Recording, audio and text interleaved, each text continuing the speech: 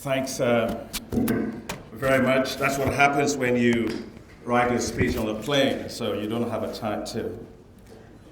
Is this just this way? Yes.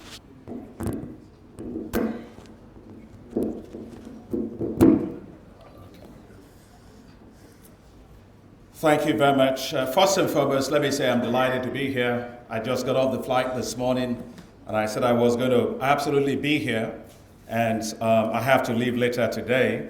I know my ambassador here is trying to convince me not to do that, but it's a great delight to be here. Your Excellency, Dr. Graça Machel, my big sister, it's a delight to see you today, and I'm glad that you're out of retirement, retiring from retirement. From what you actually said, you make it so exciting to be an advocate for things, and I think you've always been a great advocate for major things in Africa, and we're enormously proud of you. Let me also welcome the AU chairperson, Dr.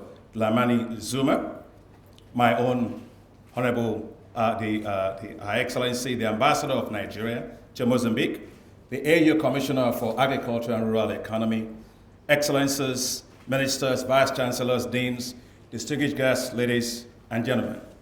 First, I would like to congratulate the regional universities for capacity building in agriculture, Ruforum, on your 4th Biennial conference. I remember with nostalgia when Ruforum was created when I was a staff of the Rockefeller Foundation in New York at the time. No one stands tall today in making this happen better than the person that I will just talk about briefly. An astute administrator, an academic, a lover of Africa, builder of institutions, and one who has devoted her entire life to building human capacity for Africa, Dr. Joyce Lewingamo. If you may stand, Joyce. I can think of no, she has to stand. She's my godmother, so she has to stand. Yeah, I'm minister now, so you have no choice. I can't think of any other person in the history of Rockefeller Foundation that has done more for African universities than Joyce, who helped to launch the Partnership for Higher Education in Africa and brought together the Rockefeller Foundation, the Ford Foundation, Carnegie Corporation, and also MacArthur Foundation to help strengthen African universities. She's also my own mentor, under whose loving, caring wings and tutelage I actually cut my teeth in international research in 1988. Joyce, I'm glad you're here today. I've never had the opportunity to say thank you, but myself and many of us that are here today owe you a tremendous amount of gratitude for all you have done. So please join me in giving an applause for Joyce for all that incredible. Let me also thank Professor Adipala, who has labored over the years to nurture Ruforum from its earlier days till today. The accomplishments that you have had have been impressive.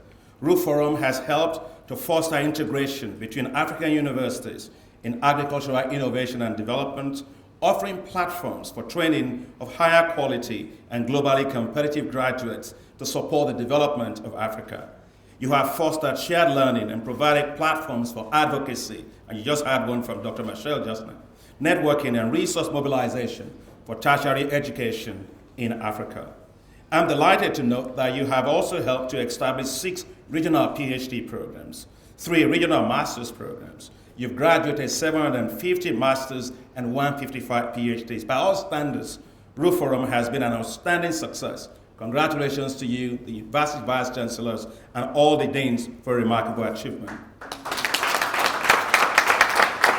But as we reflect on your successes, we must not lose sight of the great challenges facing Africa and African agriculture in particular. Today, 10 of the 10 fastest growing economies in the world are in Africa. But here is a huge paradox. The growth is not inclusive, as hundreds of millions of our people only hear about the growth numbers, but they feel alienated from the growth process. Africa's rural economies harbor the greatest share of those that have been left behind or excluded. There is no doubt at all in my mind, therefore, that we need a new growth model in Africa, one that stimulates shared prosperity, creates millions of jobs for our rural youth, and unlocks the huge sleeping potentials of Africa's vast agricultural lands. Agriculture must cease from being treated as a development program. Agriculture must be treated as a business. Growth is important, but nobody eats GDP. We must ensure that Africa grows in a way that helps to lift hundreds of our people out of poverty. Ladies and gentlemen, poverty is not an industry. It is also not a tradable. And therefore, Africa has no business growing it. We must not be growing poverty. We must create wealth. Because the majority of our people are in rural areas, we must make sure that the nature of this new growth in Africa is one, therefore, that helps to open up these vast rural economies. For I really believe that a totally revived rural economy must become the new economy for Africa going forward. To transform Africa's rural economies and create shared prosperity, African countries must, and I underline the word must, unlock their agricultural potentials. The urgency of doing this is even more pertinent because Africa spends $35 billion a year on food imports, spending scarce foreign exchange on what it can produce, is boosting the economies of others, countries and regions while depleting its own and exporting jobs. Africa, ladies and gentlemen, has no business being a food importing region. With over 65% of all the available arable land available in the world to feed 9 billion people by 2050, Africa should be a net exporter of food. The size of the agriculture and agribusiness sector in Africa is going to reach $1 trillion by 2030. Foreign direct investments in agriculture and agribusiness will rise to from $10 billion in 2005 to $45 billion by 2020. And so therefore, we must do everything within our power to unlock both public and private resources to go into agriculture. Now, let me share with you experience in Nigeria, where I was appointed Minister of Agriculture just under 3 years ago. Over the past 3 years, our transformation of agriculture has been rapid. We changed government focus from seeing agriculture as a development program to agriculture as a business. The focus shifted towards investments and private sector to drive the sector with enabling policy support, obviously, from the government. The result has been amazing. We ended 40 years of corruption in the fertilizer sector in Nigeria and in the seed sector in Nigeria. Within 90 days of my being in office, we took the government out because government used to buy fertilizer and distribute fertilizer. It was a pipeline. It went in one way, it didn't come out the other way. If it came out the other way, it went to other people's hands, and only 11% of farmers were getting the fertilizer bought and sold by government. But today we have changed that. We moved to a new system where we digitize all our farmers, and all our farmers today have seeds and fertilizers distributed to them by private sector using the mobile phones. We're the first in the world to actually do that for subsidized farm inputs. We reached 8.5 million farmers by last year. We're going to reach 10 million farmers this year. It's allowed those farmers to improve food security for 40 million people in households, the kind of people that Dr. Marshall was just talking about. And today, we have many countries coming to Nigeria to learn from those experiences. What I just want to say is that it's quite amazing that a country well known for probably one of the worst fertilizer corruption you can find today is exporting transparency.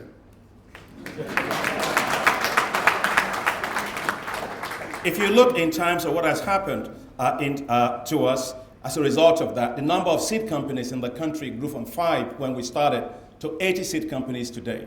You take a look at fertilizer manufacturing, we were able to attract $5 billion of investment into fertilizer manufacturing. Bank lending, when I took over in the country, to agriculture was only 0.7%, asymptotically going towards zero. As of last year, we grew that from 0.7% to 7.5%. Next year, that's going to rise to 10%. The banks are finding out that agriculture is a wealth sector. It's not a way for managing poverty. It's not a poverty social sector. It's a big business. And there's no reason at all why not the rich people in Africa should actually be farmers, just like you have it in Europe and just like you have it in the United States. And we are also trying to quickly unlock the capacity we have for value chains. Take cassava, for example. Nigeria is the largest producer of cassava in the world. But what does that mean? It means absolutely nothing. We've got to translate that until we become the largest processor of cassava in the world. And so we are using our cassava to make high-quality cassava flour for making bread. So you substitute it 20% for wheat flour in bread, and the bread is fantastic. I can tell you, I wish I had it today. All of you are looking so beautiful and handsome, but I can guarantee you, if you take that bread 3 times a day, you'll be more beautiful and handsome than you're looking at. And I'm serious about that. I did that. Professor Adepola said he needs that. In times of research, R&D support, we have actually changed that, because as a scientist, it was only 8%. In my first year, we increased that to 22%. Today in Nigeria, it's 24% of all of our total research budget going into R&D, and that's very important if Africa is going to make a dent on transforming agriculture. Let me say that the pace of change that I've just discussed has been so fast that universities have not been able to quickly adapt to these rapid transformations. My experience suggests, therefore, to me, that universities need to move away from simply being ivory towers and connect with and rapidly influence agricultural transformations in Africa. Universities must be adept at scanning their environments, recognizing change, and adapting very quickly to help bolster these significant transformations going on our continent. Africans, like to eat imported food. I will not worry about it really much, except that it has a serious negative implication for the development of agricultural labor markets, agribusiness and agro-allied industry. If you don't have strong agribusinesses and strong agro-allied industrial sector, there's going to be very limited demand for all these pools of students that you are producing today. So every time you eat imported product, think about it. It means that you are eroding your own capacity to produce, to process, to add value, and to create jobs for all the people that you need to, all across the value chain. I am not against trade. I'm just saying that we shouldn't be using our population to get other economies richer. We must be using our population to eat our own food, process our own food. For me, if it's not produced in Africa, processed in Africa, eaten by Africans, it's probably not good enough. So I think that we must actually change a lot of our perspectives on this. Let me also say that I'm delighted that Africa Union is playing a remarkable leadership role in trying to get governments to put a lot more money into agriculture. This year, as you know, they call it the Africa Year, for the Year of Agriculture by the African Union. 10% budget allocation was what was asked for. Many countries haven't met that budget, but I'm sure when you add it together, a lot more progress has been made, has actually been reported. But I just want to say that agriculture has suffered over time since structural adjustment period, declining public expenditures, which mirror the decline in donor funding from the sector. While there is now a renewed excitement in the agriculture sector, much needs to be done to rebuild human capacity and build institutions to make the sector more productive, efficient, and competitive. In particular, the decline in public expenditures has negatively affected funding for and enrollments in higher education, tertiary education. Let me say that tertiary education has continued to be on the rise in Africa. In 1970, we had 200,000 students enrolled in tertiary educational institutions. That rose to 4.5 million people as students by 2008. The share of enrollment, however, in agricultural sciences as a share of total enrollment in tertiary educations is still very low. In most cases, in fact, it has been declining over the years. This is in sharp contrast to what you find in the United States and in Europe, where it is on an upward trend. So this must be of serious concern to you as you have your dialogue today. So I thought I would dwell on some of the reasons for this decline and propose some solutions for turning things around. The challenge with agricultural sciences in most of Africa is that in the past, the sector was driven by the public sector. So from soil scientists, pathologists, entomologists, everybody gets trained to go and work for government. The public sector became the main employer of graduates. Of course, that means that you have a supply-driven system in which the curriculums don't get adjusted to the needs of a rapidly growing private sector. And so with structural adjustment, when expenditures in the public sector went down, out went all the jobs. Everything went out. But the students were not prepared to adapt to that kind of a situation. I remember when I was in Rockefeller Foundation in Zimbabwe, and I was asked to give the commencement address to University of Zimbabwe in 2000. And I told them that look at all the students here today graduating in agriculture. I'm excited for you, the parents, but I have bad news for you, is that many of them are not going to go get jobs. And I hoped that the kind of education that they have received will make them to be job creators, able to create jobs for themselves, not just white-collar jobs that we've been training them to do. Unfortunately, many years after that, things haven't changed for many of African countries. Our universities, unfortunately, have not been able to prepare students well in entrepreneurial skills that they badly need. You go to Shongai. How many of you have been to Shongai Farms? You've heard about it. It's a very remote but very practical center that you have in Benin Republic. Now, that itself is happening, and everybody's moving there in droves to get practical training in agriculture, all aspects of agriculture. In my view, it's an indictment on the university system, because this is what the universities should be doing. Some of the reasons for this are not far-fetched. Look at your universities. University teaching and research firms are very underfunded and highly dilapidated. There's no infrastructure in many of these places. You go to other places like the Art University in Colombia. The students come in, they have farms, they manage their farms. At the end of education, they have to own those farms. And today, 100% of their students all get jobs immediately after they finish. Ladies and gentlemen, we need to have practical programs. We can't be having people outside the university system doing such kind of great programs. Our universities are not connecting to it. Let me also say that it's very important that we have one-year practical experiences for our students outside of the university environment.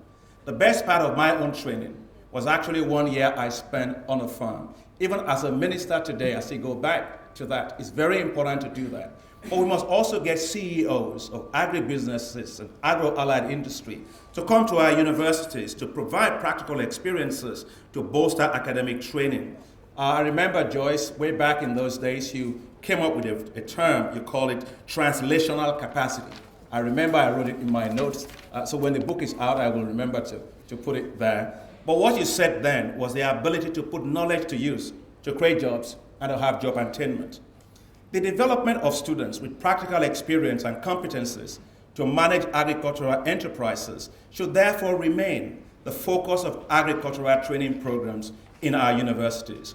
When I was a graduate student at Purdue University in the United States, I was amazed at how important that university was. Everything revolved around it. Everybody came, the farmers, the managers, everybody came there. And as a result of the practical training they're having, enrollments at Purdue University in agriculture has continued to be on the rise. And this is what we must actually do. I believe firmly that unless agriculture grows in Africa, the size of the food and agribusiness sector, if it doesn't grow, the demand for tertiary education in agriculture will continue to be constrained. The supply-driven programs in Africa today, with rising unemployment among graduates, has also reduced enrollment in certain fields of agriculture. I know as an agricultural economist, people go into universities, agricultural economics, but look at the basic sciences. If you're an entomologist, if you're a soil scientist, a pathologist, in all agricultural engineering, you look today, people are not going to many of these fields that are very critical for modernizing agriculture. Let me just tell you a little bit about what has happened with mechanization. I understand that Dr. Zuma mentioned about hoe and cutlass, and the AU Commissioner mentioned it, and Dr. Grassa Marshall mentioned it just now. Nothing has changed. The needle has not moved on mechanization in African agriculture since 1961. In 1961, the total number of tractors per 100 square kilometers in Africa of arable land was 14.1. 45 years after, in 2006, it grew to 14.8. If you can call that growth. And it became 15.9 in 2007. That means that we grew 1.8 tractors per 100 square kilometers in 46 years. Yet in South Asia, tractor density rose from 2.2 in 1961 to 183 tractors by 2007 per 100 kilometer density. As a result, African countries do not manufacture tractors. And the high level of poverty, which Dr. Marshall mentioned, precludes women farmers and others from investing in tractors and other farm machinery. I am stunned as Minister of Agriculture in Nigeria to go to some of the universities and find departments of agricultural engineering. The students have never even touched a tractor. Talk less of taking it apart and then putting it back again. And how do you produce agricultural engineers for a modern agriculture like that? I believe that we must rapidly modernize and mechanize agricultural systems and move away from these archaic, prehistoric technologies called hoes and cutlasses. Hoes and cutlasses are for museums, not for modern-day agriculture in Africa. We must create financing systems that allow our farmers to acquire and lease modern agricultural machinery. Let me tell you what modern agriculture is about. An American farmer goes to a farm. He goes in an air-conditioned tractor. Gets over there, a car. He gets into an air-conditioned tractor. He finishes, even when he finishes harvest, air-conditioned combine harvesters. He comes back home, air-conditioned house. He takes his golf club, he plays golf, and he sends food to you. That is agriculture. Everything else is simply called suffering. It's not agriculture. I believe that the same applies for us in terms of irrigation. Today, less than 3% of Africa's arable land is irrigated. So unless we modernize, unless we mechanize, where will the jobs come for the agricultural engineers? Where will the job come for those irrigation engineers? So we can't just simply be producing students and not expand the sector. We must intensify agriculture, and we must change technology in agriculture. Let me also talk to you about an area that can really help to create jobs in Africa. That is the area of grades and standards, traceability and certification systems required for meeting global demands in the agricultural food markets. Concerns about food safety has led to establishment of consumer-driven quality, safety, and standards. Look at the rapid growth of supermarkets today. Everybody thinks it's important for us to get an understanding that we must change the perception of agriculture, because that's the only way we can go to get a lot of our young people into this particular space. Now, let me close and say a few things about the young people going into agriculture. I'll give you an example from Nigeria. A young guy came to me just 2 years ago. He said, Honorable Minister, I'm delighted, excited about all that's going on in Nigeria, and I want to go into agriculture. I said, what do you have to give? And so he said, well, I'll go back home and ask my parents to give me land. So he went and asked his parents to give him land. Well, it wasn't that easy. His parents slept at night, his father and his mother. He had a master's in international business development. So you can imagine how worried the parents were. And he left Abuja to come to the village. And they said, what do you need? He said, I need 21 hectares of land. What do you want to grow? He said, cassava. Oh my goodness, cassava in my language. People have a derogative word for it. They call it paki, which is this thing that's just nothing. And the parents got so worried what had happened, so who bewitched their son from Abuja to come to do this? Well, here's the other side of the story. Well, just earlier this year, the guy has a company. He employs 65 people. He bought himself a very brand new SUV. He's one of the richest young folks in Nigeria. Why? He saw an opportunity and he went for it. And that is what I would like young folks that are here, many of you that have gone through Ruforum, think about that. You should be some of the richest people on this continent. I believe that the future millionaires and the billionaires on this continent are not going to come from oil and gas. Nobody drinks oil and nobody smokes gas. But everybody eats food 3 times a day, hopefully, for your health. So I think that's very important for you to have. So as I conclude, let me say that here's what we are doing in Nigeria to make this happen. We have launched a program to develop a new cadre of young commercial farmers and agribusiness people in Nigeria. There are going to be 750,000 of them developed over the next 5 years. These are the ones that will make Nigeria's agriculture more productive, more efficient, more competitive. We must do this all across African countries.